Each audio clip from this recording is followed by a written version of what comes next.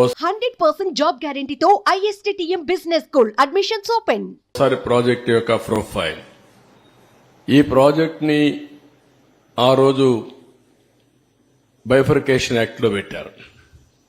కానీ ముంపుకు గురయ్యే 7 మండలాలు తెలంగాణలో పెట్టారు. నేను ముఖ్యమంత్రిగా ఎన్నికయ్యాను. ఢిల్లీకి వెళ్ళాను. ఆ రోజు కూడా ఎన్డీఏతో పొత్తుంది. ఢిల్లీకి వెళ్తానే నేను ఒకసారి నా అనుభవంతో, ఎందుకంటే అపోజిషన్గా నేను ఫైట్ చేశాను, అనుభవం ఉంది ఇరిగేషన్లో. ఎప్పుడు నేను ముఖ్యమంత్రిగా, అప్పటికే 9 ఏళ్ళు నేను ముఖ్యమంత్రిగా ఉన్నాను, నాకు ఒక ఐడియా ఉంది. మొత్తం స్టడీ చేశాను. స్టడీ చేస్తే ఆ 7 మండలాలు కానీ ముంపుకు గురయ్యే మండలాలు ఇక్కడ ఇవ్వకపోతే, వాళ్ళు అడ్డం పెడితే ఇంకా చరిత్ర ప్రాజెక్ట్ అంతా ఎప్పటికీ పూర్తి కాదు. ఆ రోజు నేను ఇవన్నీ ఆలోచించి ఎట్టి పరిస్థితిలో ఒకటే కోరాను. ఆ రోజు ఎన్డీఏ ప్రభుత్వం, నరేంద్ర మోడీ గారు లీడర్ ఆఫ్ ది హౌస్ అయ్యారు. కానీ ప్రమాణ స్వీకారం చేయకమునుపు మీరు కానీ ఈ 7 మండలాలు మాకు ఇవ్వకపోతే నేను ప్రమాణ స్వీకారం చేసినప్పుడు వేస్ట్ అవుతుంది. అవసరమై సాధించే వరకు నేను ప్రమాణ స్వీకారం చేయను. ఒకవేళ కాన్స్టిట్యూషన్ డెడ్ లాక్ వచ్చినా పర్వాలేదు, ఇది చాలా క్లియర్ గా నేను మీకు చెప్పాలి కాబట్టి చెప్తున్నాను చెప్పి చాలా స్పష్టంగా చెప్పాను. అప్పుడు వెంకయ్య నాయుడు, రాజ్నాథ్ సింగ్, ప్రధానమంత్రి మోడీ గారితో మాట్లాడి ఫస్ట్ టైం ఆర్డినెన్స్ ఇష్యూ చేసి ప్రెసిడెంట్ ఆఫ్ ఇండియాను మెప్పించారు ప్రణబ్ ముఖర్జీని.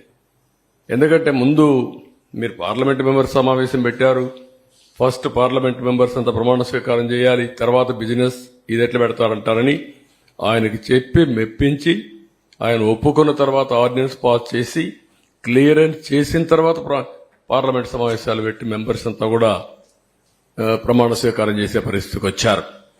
ఇంకొక పక్కన డిజైన్లు అన్నిటి క్లియరెన్స్ వచ్చాయి. 5 ఏళ్లలో 72% పనులు పూర్తి చేశాం.